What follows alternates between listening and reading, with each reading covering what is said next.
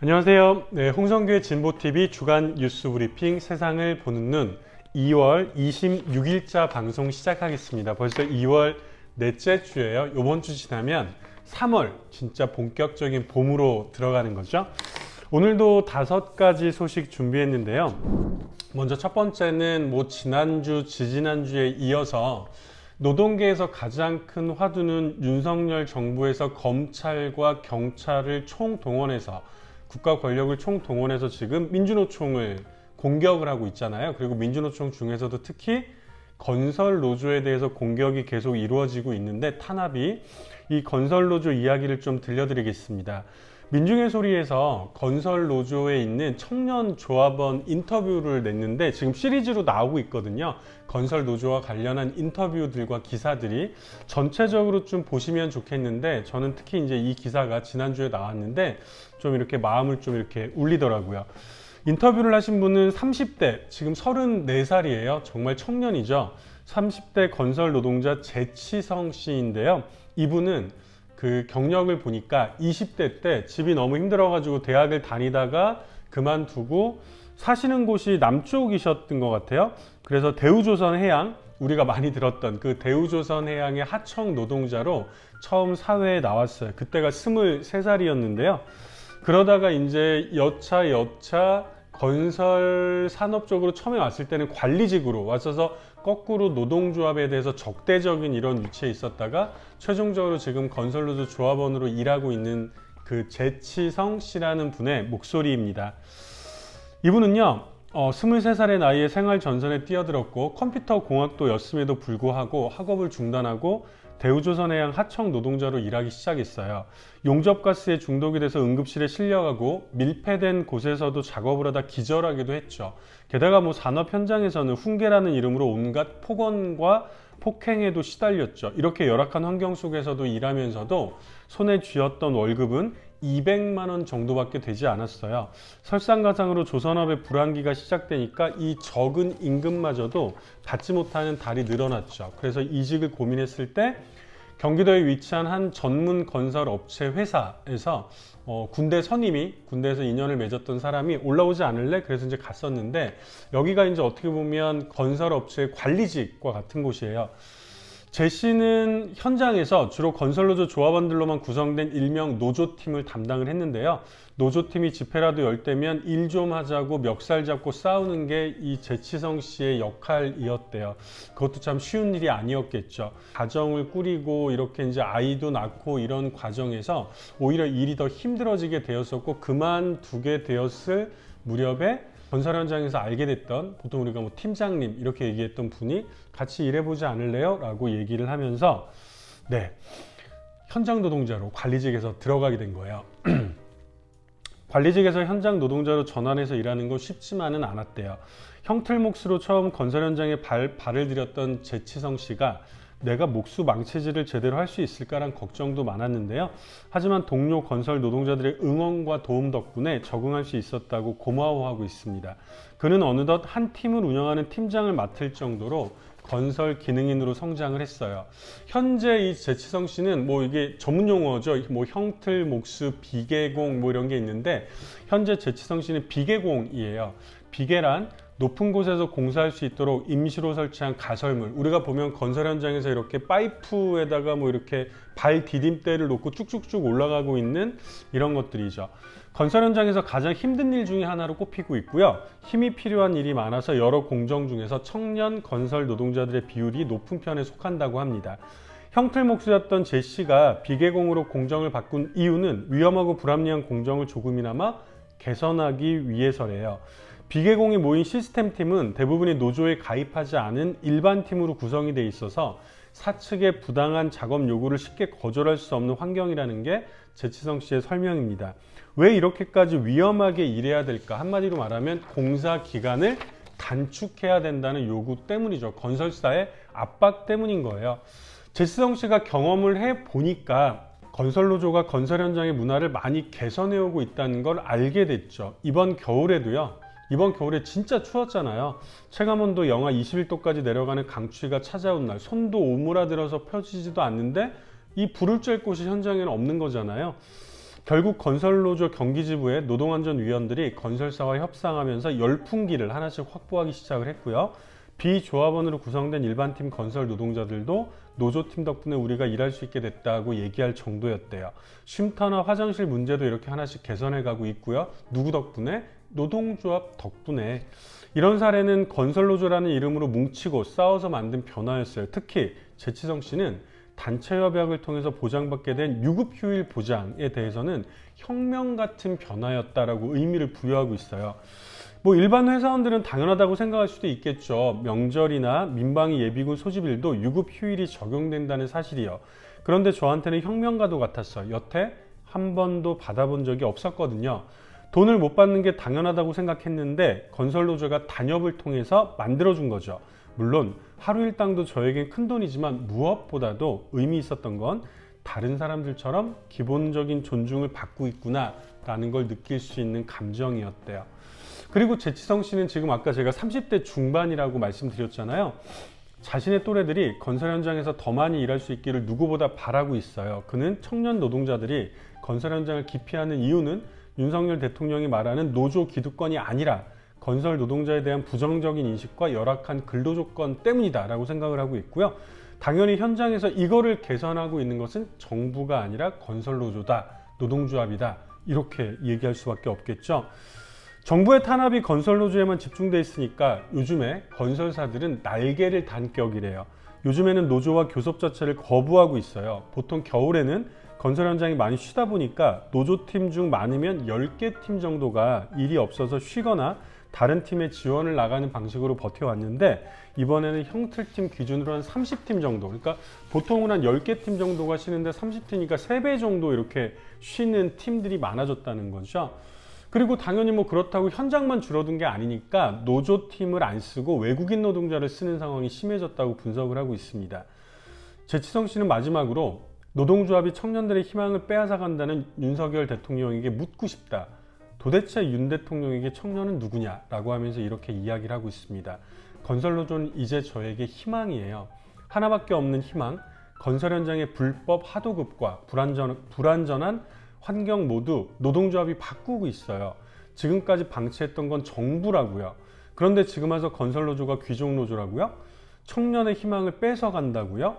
건설 현장에서 일하는 저도 청년입니다. 제발 생각 좀 깊게 하고 말씀하셨으면 좋겠습니다. 라고 얘기를 하고 있네요. 조목조목 정말 틀린 말이 하나도 없네요. 건설노조 화이팅! 시민들이 함께 하겠습니다. 이 뉴스는 그 경향신문 외에는 거의 아무 데도 나오지 않았더라고요. 누군가는 기억해야 할 것 같아서 가지고 나왔습니다. 삼성전자서비스 협력업체 해고노동자 고 정우영 씨가요. 300일 만에 장례를 치르게 됐어요. 요즘에도 이런 일들이 계속해서 일어나고 있네요. 삼성전자서비스 협력업체에서 해고된 뒤 복직을 요구하다 극단적인 선택을 했던 고 정우영 씨의 장례가 숨진 지 약 300일 만에 치러집니다. 유가족과 삼성전자서비스 측이 정 씨의 명예회복 및 유족 위로 등을 두고 합의에 이르렀기 때문인데요. 지난 21일 고인의 명예훼손을 금지하고 해고자 판결 준수하고 유족 위로 등에 합의를 했다고 합니다. 지난해 작년 5월 12일 날 자신이 운영하던 에어컨 수리점에서 복직이라고 적힌 조끼를 입고 숨진 지 286일 만입니다. 합의안에는요, 삼성전자서비스 측의 노조와의 시도가 정 씨의 죽음에 영향을 줬다는 사실을 인정하는 내용이 담긴 것으로 전해졌는데요. 다만 이제 뭐 그 명확한 표현보다는 책임을 에둘러 표현하는 선에서 수위를 조절한 것으로 파악이 되고 있다고 합니다. 이 정우영 씨는요, 2015년에 삼성전자 서비스 천안센터에서 근무하면서 노동조합 조합원으로 활동을 시작했어요. 당시 삼성전자 서비스 협력업체에서 노조와의 시도가 계속됐는데요. 정 씨가 일하는 천안센터는 해고를 쉽게 하는 취업규칙을 만들어서 논란이 되기도 했죠. 이후에 검찰의 수사를 통해서 삼성그룹의 미래전략실이 노조 설립 주동자를 문제인력으로 관리하고 노조가 있는 협력사는 폐업하는 등 노조와해에 나선 사실도 드러났죠. 검찰이 확보한 삼성의 내부 문건에는 이 정우영 씨의 이름도 언급이 돼 있었다고 합니다. 우리는 이런 것들을 타살이라고 부르죠. 검찰 수사 이후에 삼성전자 서비스는 협력업체 직원 등 7,400명을 정규직으로 채용을 했는데요. 그 이전에 해고가 되거나 노조가 와해돼서 퇴직한 노동자들은 복직하지 못했어요. 회복 후에는 정 씨 등 소수만 남아서 투쟁을 이어갔고요. 이들 중에 3명은 삼성전자 서비스를 상대로 한 근로자 지위 확인 소송을 내서 2심에서 승소를 했고 현재 대법원 재판이 진행 중이라고 합니다. 여전한 대한민국의 현실입니다. 정우영 씨가 뭐를 잘못했겠어요? 헌법에 보장된 노동 3권, 노동조합을 결성할 수 있다는 그 권리를 지키기 위해서 싸우다가 아까도 말씀드렸듯이 타살이죠. 삼성에서 노동자들을 죽인 거예요. 고 정우영 씨의 명복을 빕니다. 세 번째 소식은 정치면 소식인데요. 이거는 지난주에 가장 뜨거웠던 소식이 아닐까 싶어요. 왜 그 경찰 수사를 총괄하는 경찰청 국가수사본부장에 정순신 변호사라고 되어 있지만 사실은 검사, 전직 검사였죠. 그래서 논란이 됐는데 이 검사의 아들의 학폭 문제, 그리고 문제는 아들의 학폭보다도 검사였던 시절에 아버지가 돼가지고 이거를 덮어주거나 무마하거나 밀어내면서 아들을 또 이렇게 서울대에 진학했다고 또 다들 언론에 나와 있잖아요. 이런 과정들 때문에 결국 본인이 사임을 했고 윤석열 정부에서 철회를 바로 어젠가 했습니다. 근데 중요한 것은 이 일은 다들 알고 계실 거고, 중요한 것은 이 도넘은 검찰의 전성시대. 그러니까 예를 들면 이거는요, 그러니까 경찰의 인사권은 행안부에서 있는데 보통 우리가 이제 검경 수사권 조정 이런 얘기도 들었잖아요. 검찰도 권력 집단이고 공적인 권력이고 경찰도 공적인 권력인데 이들이 서로 적절하게 견제를 해 주어야 사실은 되는 건데 이거를 검사들이 통으로 경찰까지 다 지금 먹고 있는, 물론 경찰뿐만이 아니죠. 금융감독위원회부터 해서 청와대 곳곳에도 다 검사 천지이긴 합니다만 너무 노골적으로 경찰의 이 지휘권마저도, 예를 들면 여기서 말하는 지휘권이라고 있고 인사권은 행정안전부인데 경찰국, 경찰국장, 여기에 또 검사가 갔고요. 지금 이거는 경찰의 수사를 총괄하는 경찰청의 국가수사본부장인데 여기에 역시 검찰 출신의 인사를 앉히려고 했던 거예요. 이분도 윤석열 대통령이랑 인연이 있다고 하네요. 우리가 보통 카풀만, 아침에 출근만 같이 해도 엄청난 인연이다 이렇게 이제 벌써 또 회자가 되고 있는데, 이 정신임 본부장은 물론 지금은 낙마 있습니다. 중앙지검 인권감독관 시절에 당시 지검장 윤석열 대통령과 근무를 했고요. 대검찰청 부대변인일 때는 윤석열 대통령이 대검 중앙수사부 중수 1과장이었어요. 게다가 이 윤 대통령의 최측근인 한동훈 법무부 장관의 사법연수원 동기이기도 하죠. 이런 사람이 사정과 감독기관의 요직에 계속해서 검사, 이런 인연 있는 검사 출신들이 발탁이 되고 있잖아요. 당연히 검사 전성시대가 도를 넘었다는 비판이 나올 수밖에 없죠. 당연히 이런 사람이 또 이 국수본, 줄여서 국수본이라고 얘기하는데 이 경찰의 국가수사본부장이잖아요. 이 경찰의 수사 업무를 총괄하는 직책인데 당연히 이 국수본이 수사를 할 때 독립성과 중립성을 확보할 수 있겠느냐 이런 비판도 나올 수밖에 없고요. 중요한 거는 다들 알고 계시겠지만 윤석열 대통령이 검사 출신이고 검찰 출신이기는 한데 문제는 이 검찰이 국민들로부터 전혀 신뢰를 얻고 있지 못하다는 거잖아요. 저는 이게 핵심이라고 봅니다. 최근에 오마이뉴스에서 창간 23주년 기념 여론조사를 했는데 바로 얼마 전이에요. 2월 16일, 17일 이때 여론조사를 했는데요. 질문이 뭐냐면 귀하께서는 현 윤석열 정부에서 검찰을 얼마나 신뢰하십니까? 당연히 느낌이 빡 오시죠? 조사 결과 56.4%가 신뢰하지 않는다. 특히 이 56.4% 중에서 절반을 넘는 사람들이 신뢰하지 않는데 전혀 신뢰하지 않는다는 강한 불신의 응답이 46.2%예요. 즉 신뢰하지 않는다 정도를 넘어서 대한민국의 국민의 절반 정도가 나는 검찰을 전혀 신뢰하지 않아요 라고 얘기하고 있는 거죠. 저는 이것이 대한민국의 엄청난 비극이자 불행이라고 생각을 합니다. 사실 검찰은 그 자체로 미워할 수 있는 상대는 아닐 수밖에 없잖아요. 왜요?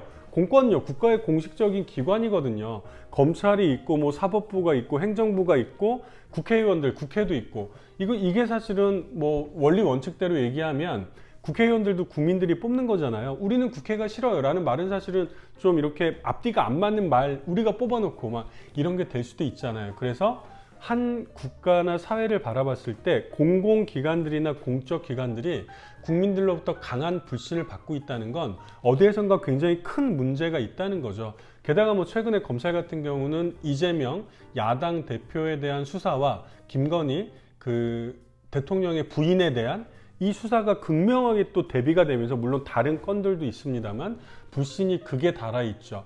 이런 상태에서 이렇게 극도로 불신을 받고 있는 검찰 출신들을 국가기관의 요직에 계속해서 임명을 하고 있다는 게 정말 심각한 문제의 본질이라고 볼 수 있을 것 같습니다. 사실은 제가 볼 때는 윤석열 대통령이 본인의 발등을 계속해서 이 현 정권의 종말을 계속해서 재촉하고 있는 게 아닌가, 이런 고민이 좀 드네요. 네. 오늘의 네 번째 소식도 정치면 소식인데요. 지금 뭐 이 정치 제도 개혁 문제, 특히나 내년에 총선이 있잖아요. 국회의원 선거 제도와 관련해서는 수많은 얘기들이 또 나오고 있는데, 국회의장실에서 안을 내놨다는 거죠. 국회의장실 산하의 헌법 개정 및 정치제도 개선 자문위원회는요, 정개특위에 3가지 선거제 개편안을 제시를 했는데, 이 3가지 개편안의 공통된 점이 현재 국회의원 숫자는 300명이잖아요. 300명 중에 47석이 비례대표고 253석이 지역구인데요. 이 47석에다가 50석을 더해서 비례대표 의석을 50석을 더해서 350석으로 전체를 하자라고 하는 게 이제 골자인 것 같아요. 그래서 이 3가지 안을 하나씩 보면요. 첫 번째 안은 현재 소선거구제를 유지하되 현행 준연동형 비례대표제를 과거의 병립형 비례대표제로 회귀시키는 방향인데요. 대신에 비례대표 의석수는 47석에서 97석으로 50석을 늘린다. 무슨 말이냐면, 지난번 그 총선을 했을 때 이때 이제 비례대표 의석수나 지역구 의석수는 크게 달라지지 않았지만 준연동형이라는 제도를 채택함으로써 지역구 대부분을 휩쓸었던 1당과 2당이 비례의석수를 못 가져가게 했었죠. 그러다 보니까 위성정당이 만들어졌잖아요. 요 위성정당 이전으로 돌아가자는 거예요. 그래서 지역구에서 의석을 많이 휩쓸어도 비례를 갖고 갈 수 있게는 하되, 다만 비례를 50석을 늘려가지고 다른 정당들도 더 갖고 갈 수 있게 하자. 이게 이제 첫 번째 안이고요. 두 번째 안은 소선거구제를 유지하고 권역별, 그러니까 준연동형을 아예 없애진 말고 권역별로 준연동형 비례대표제를 도입을 하되, 이 경우에도 비례대표 의석을 50석을 늘리자. 다만 준연동형 비례대표제 하에서 지난번에 위성정당이라는 끔찍한 괴물이 탄생했기 때문에 위성정당 금지법을 함께 처리를 해야 된다라고 하는 거고요. 세 번째 안은 지역구에는 도농복합형 선거구제를 도입하고 비례대표에는 권역별 개방형 명부제를 도입하는 방안인데요. 현행 국회의원 정수 300명을 유지하되 지역구 의석을 일부 줄이고 비례대표 의석은 늘리자는 취지예요. 그러니까 첫 번째, 두 번째 안은 비례대표를 50석을 더 늘리자는 아니고, 세 번째 안은 현행 300명을 유지하되 비례대표 의석을 좀 더 늘리자. 세 번째 안은 이렇게 반발도 많이 있겠죠. 왜냐하면 지역구 국회의원들이 자기 지역구가 날아가는 걸 요구하지 않을 거잖아요. 다만 이 국회의장의 안에서는 50석을 늘리더라도 국민들이 제일 관심 있어 하는 건 또 뭐예요? 할 일도 안 하고 진짜 보기만 해도 얄미운 국회의원들이, 그 돈을 계속 받아가는 국회의원들이 더 많이 늘어난다, 이렇게 이제 생각을 하니까 전체 세비를 동결을 해서, 즉 300명에서 350명으로 늘리더라도 한 사람씩 가져가는 세비는 줄어들어서 국회의원들에게 국회 운영에 들어가는 전체 금액은 늘어나지 않도록 하자. 이게 대부분의 아니었던 것 같아요. 일단은 뭐 저는 김진표 국회의장이 개혁적인 사람이라고 전혀 생각하지 않아요. 그럼에도 불구하고 김진표 국회의장이 이런 안을 낼 수밖에 없었던 데는 이미 시스템적으로 대한민국 국회에 대한 개혁적인 목소리들이 대부분의 주류 목소리를 차지하고 있다는 거죠. 그 중에 핵심은 뭐겠어요? 현재 국회는 민의의 전당, 민의라고 하는 건 국민의 마음을 그대로 이렇게 이어받아서 그 국회 구성이 돼야 되는데, 그렇게 구성이 되고 있지 못하다는 거죠. 1당과 2당은 본인들이 받았던 표보다도 훨씬 더 많은 의석수를 차지하고 있고, 진보정당들 같은 경우에 특히 본인들이 지지받고 예를 들면 1%를 받더라도 300명 중에 3석은 나와야 되는데 2%를 받아도 0석이잖아요. 6석은커녕 이런 부분에 대한 보완이 필요하다. 이게 비례 의석수를 확대하는 것으로 보완이 돼야 되지 않느냐라고 하는 대부분의 목소리들이 이 힘들이 있다는 거죠. 이로부터 사실은 국회의장의 이른바 국회의장 안 3가지 안이 나온 게 아닌가 싶고요. 저도 또 한마디 드리려고 하면 이미 시간이 별로 안 남았어요. 지금 2월 말 이제 다음 주면 3월인데요. 원래 이 국회의원 총선 제도는 1년 전에 제도를 확정을 하고 거기에 맞게 준비를 해나가야 되니까 올해 4월 초순 정도 3월 말까지는 이 제도가 정리가 돼야 되는데 지금의 흐름으로 보면 그렇게 될 가능성도 거의 난망하지 않습니까? 제발 이 법적인 시간부터 지키면서 논의를 좀 해달라는 얘기를 꼭 하고 싶네요. 그리고 정치제도 개혁도 돼야 되겠죠. 자, 마지막 5번째 소식은 윤미향 국회의원 소식 다시 들고 나왔는데요. 1심 법원 판결이 나오고 나서 민중의 소리와 단독 인터뷰를 하셨더라고요. 그간의 심경을 쭉 얘기를 했는데 같이 나눠볼 수 있을 것 같아서 가지고 나왔습니다. 일단 1심 선고 먼저 정리를 다시 해드리면 1심 법원은 윤미향 의원에게 벌금형 1,500만 원을 선고를 했어요. 윤 의원은 업무상 횡령죄를 제외한 나머지 7개 혐의에 대해서는 모두 무죄를 선고받았고요. 업무상 횡령죄도 애초에 검찰이 기소한 1억 원 가운데 5분의 1도 되지 않는 1,700만 원 가량만 인정이 됐습니다. 이마저도 윤미향 의원은 횡령하지 않았다라면서 항소를 통해서 모두 무죄 선고를 받아내겠다는 입장이죠. 그리고 나서 그로부터 한 일주일 정도 후에 민중의 소리와 단독 인터뷰를 한 거예요. 윤미향 의원은 1심 판결 후에 일주일가량이 지난 16일 날 국회의원회관 사무실에서 민중의 소리와 인터뷰를 가졌습니다. 예전에 인터뷰를 한번 요청한 적이 있었어요? 라고 질문을 드리니까 담담하게 이야기했죠. 그때 제가 아무런 반응을 안 보였죠. 제가 죽을 곳을 찾을 때였거든요. 와, 정말 마음이 이렇게 쿵 하네요.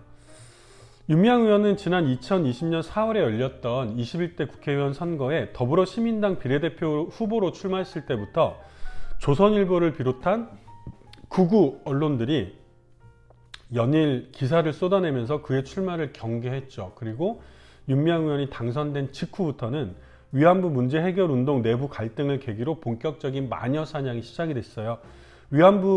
일본군 위안부 피해자 이용수 할머니의 기자회견이 그 불씨를 당겼죠.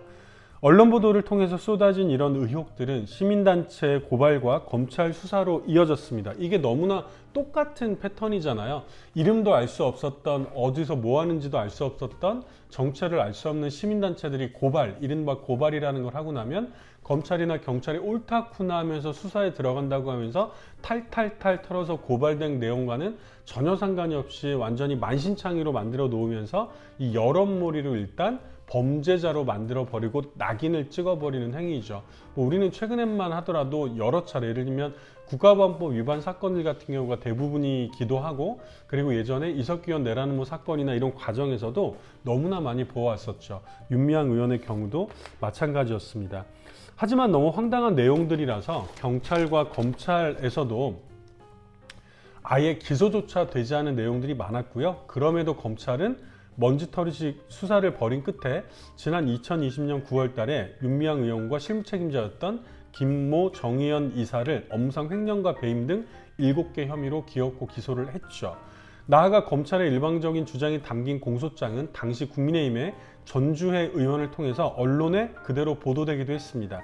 이로 인해서 윤 의원은 재판을 받기도 전에 이미 파렴치한이 되어 있었죠.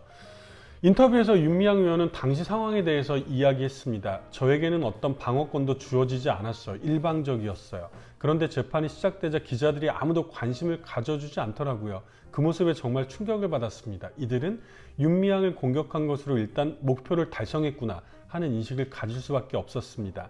사실 이 윤미향 의원 같은 경우는 지난 30년 동안, 30년이면 정말 짧은 세월이 아니잖아요. 윤미향 의원에게 있어서는 자신의 어떻게 보면 성인이 된 이후에 일생을 걸어서 해왔던 위안부 문제 해결 운동을 쭉 벌여왔던 그 순간에도 늘 어려운 과정이 많았겠죠. 제가 사실은 30년 동안 거리에서 굉장히 담대하게 싸워온 사람이거든요. 일본 우익들의 공격을 받아도 바로 눈앞에서 일본 우익들이 막 욕을 해도 아무렇지도 않았거든요. 내가 운동을 하면 받을 수밖에 없는 공격이라고 생각했어요. 오히려 우리의 운동이 일본 우익에게 방해가 되고 그만큼 중요하다는 걸 평가할 수 있는 지점이었어요. 그런데 제가 지난 2년 8개월 동안 한국 사회로부터 받은 그 공격은요, 목적이 대체 뭔지 처음에는 잘 보이지 않았어요. 그래서 더 견디기 힘들었고 어떻게 대응해야 할지도 몰랐어요. 유니언은 자신을 이해해 줄 거라고 믿었던 진보 언론들마저도 악의적으로 기사를 내는 걸 보면서 더 이상 누구도 믿을 수 없는 상황에 갇히게 됐다고 토로를 하고 있습니다. 게다가 이 평생의 동지였던 손영미 소장님, 평화의 우리집 손영미 소장님이 또 목숨을 끊기도 했죠. 당시 얘기를 이렇게 해요. 그때 윤미향 의원은 피해 있었다고 본인은 얘기를 해요. 피신해 있었다고 얘기를 합니다. 한동안 집에도 가지 못했고 그런 그를 걱정해 주던 사람이 바로 평화의 우리집 손영미 소장이었는데요. 손영미 소장은 2004년부터 일본군 위안부 생존자 쉼터인 평화의 우리집 일을 도맡으면서 위안부 할머니들과 함께 해온 인물이에요. 윤미향 의원에겐 오랜 동지죠. 하지만 손영미 소장은 윤미향 의원과 정 의원을 둘러싼 검찰의 마녀사냥식 수사와 언론의 무분별한 의혹 제기에 고통스러워하다 2020년 6월 달에 스스로 목숨을 끊었습니다. 윤미향 의원이 힘겹게 고인을 다시 머릿속에 떠올렸어요. 아팠던 손 소장님이 오히려 나를 걱정했어요. 내가 그렇게 사느라 우리 손 소장님이 힘들었던 걸 사실 못 본 거죠. 손영미 소장님이 돌아가셨을 때 비로소 제가 정신을 좀 차리게 되었어요. 라고 이야기를 하고 있습니다. 그 이후로도 윤미향 의원은 그런 얘기 아마 뭐 이 유튜브를 보신 분들도 아우 더러워서 내가 그만두지, 그 국회의원직 던져버리지 등등 그 이후로도 엄청나게 많은 국회의원직만 사퇴해라 이런 얘기가 많았잖아요.